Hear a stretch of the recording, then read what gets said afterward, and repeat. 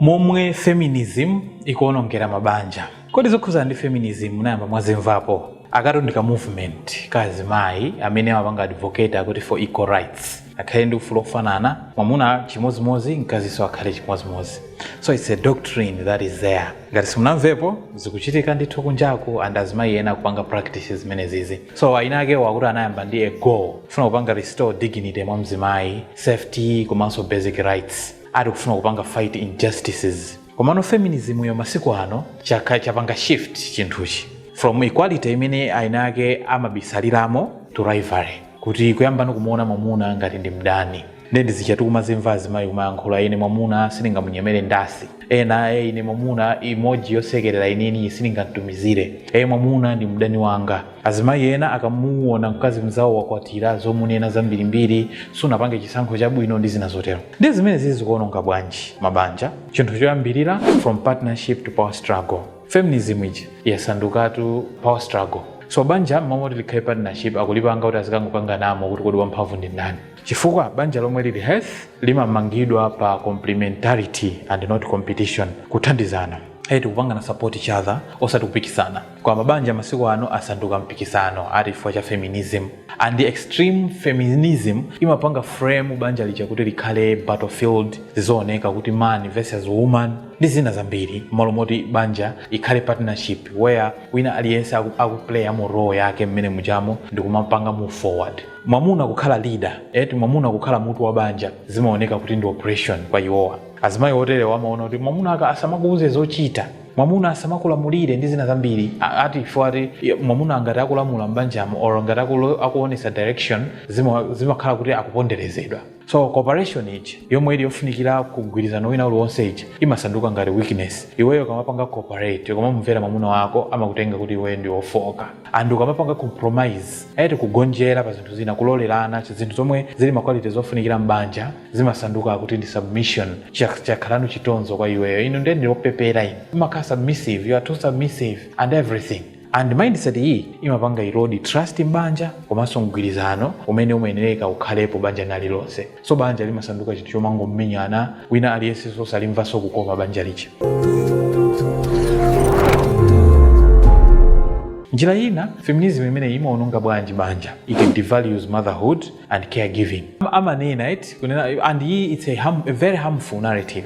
Chifukwa amanena kuti worth ya mzimayi ili tied only to career success and independence. So they advocate for independence. Miss independence, ine nimazidalira ndekha, nimapanga ndalama ndekha, mwamuna sangaduze chochita, mwamuna ndopoyira kwa ineyo, ndi zina zambiri. And narrative imene imakhala very harmful because imapanga devalue iweyo kukhala motherhood, iweyo kukhala full time mother, kukhala mzimayi wodzipereka pa banja pake kuti iwe osamalira banja lake, osamalira ana azibambo, amakupanga portray kuti iweyo ndiwe unambitious, sukudziwa chomwe kupanga, ulibe masomphenya, iweyo basi ndi otsalira. So zimapanga devalue motherhood komanso caregiving. Ndiye role ya mkazi ija yopanga nature ija imatengedwa akuti ndi inferior, iweyo ndio you are inferior. Komanso kupanga raise ana chimatengedwa akuti ndi unpaid labor. Kulera mwana ndi chinchitoto, azikulipira ndi ndani ito. Pala amene azikulipira ndi yakavula gagatu, kumayankhulidwa zambiri. Komanso amayiwala kunena kuti ma strong societies amapangidwa built pa intentional parenting and not outsourced upbringing. Komanso feminism njira ina imene kuonongera mabanja ya number 3 ndi imene imachita kuti it encourages family breakdown. Chifukwa ma feminist ena amapanga normalize narrative ena ake, achaomanena kuti pakhale disrespect towards azimuna, osamalemekeza, osamakonda, komanso usamakhale accountable, usamavomereze wewe kalakwisa, usamapepese kwa mwamuna wako, uzikhala ukula mtima, komanso banja lija uzitha kulituluka anytime that you want, mukakhala kuti mwakangana. And chifukwa cha zimene zimapangitsa kuti anaja akure mu environment yomwe ili unstable, komanso azipanga lack timati consistent parental presence. Makolo awo ogwirizana awiri aja they should lack that, especially azibambo awo. Since azibambo akaona kuti mkazi wayamba kukula mtima motero, they retreat and osafala amakhala ndani, amakhala ana. And zonsezi zikubwera chifukwa chani? Akuti feminism.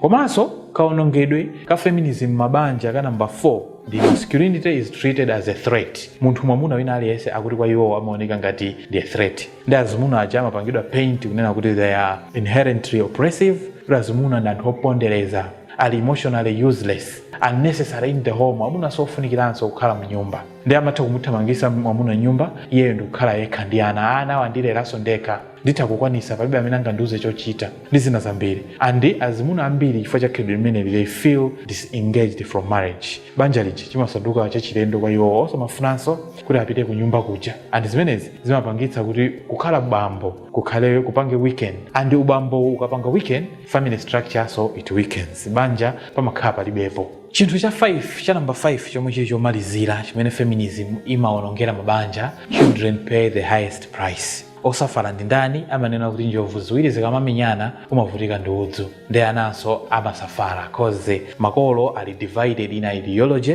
molomoti akhali united by purpose. Amakhala kuti akusempana, wina ali kulowera kwina, wina akutenga direction ina. So palibe chimene chingayende pa banja ngati banja likuyendesedwa motere. Ana aja amapanga absorb confusion imene iyi pa yokhuza ma roles ambanja komanso identity yawo, komanso discipline ija imakhala inconsistent. Alangize ana ndi ndani, auzi zochita ana ndi ndani. So kuzimadzesa even umauza ana usamaya nkhule, usamala alangize, usamala alatire, ndi zina zambiri. Feminism ijano now is taking a stage. Komanso family instability has been consistently linked to higher risks of behavioral issues. For banja sizikuenda, no wonder behavioral issues ana samaenda bwino, komanso ana even ku school samakhoza bwino, komanso pamakhala emotional distress. Now chimalimbisa banja ndi chani? Chimalimbisa banja si feminism, kapena sukulira mtima mwamuna, kapena sukukhala oderera kwa mwamuna, olo sukukhala omuona mwamuna ngati osafunikira ayi. Chimene chimalimbisa banja ndicho mutual respect, wina aliyese amulemekeze wina and not rivalry. Osati munthu ukusanduke rival wa mzako. Komanso ma clear roles agreed upon. Zimene magwirizana kuti aliyese azipanga and not imposed. Komanso ma shared responsibilities and not gender hostility. Komanso accountability for both mbanja muja imakhala yofunikira kwambiri. Chimene tingadziwe nchona kuti mabanja amene ali olimba samafunikira kuti mupange erase mwamuna ayi, kapena kuti mzimayi akhale olimba, okula mtima, osaweruzika ayi. Komano chimene chimafunika mbanja moja kuti likhale banja losiririka komanso labwino ndicho to balance. Basi aliyese adziwe mbali imene akufunikira kuti apange play, cause the fact is wina aliyese ndithu ali ndi a part to play. Wina amapanga play this other part, wina also plays this other part, and when you combine zonsezo zimakupangira ndi banja labwino. Osati wina alowerere uku, wina alowerere uku, sizingatheke kai. Wina ndi mwamuna, wina ndi mkazi. And if you find this video helpful, please like it and share, and don't forget to follow our page for similar videos. Thank you very much for being there and watching, and see you in the next one.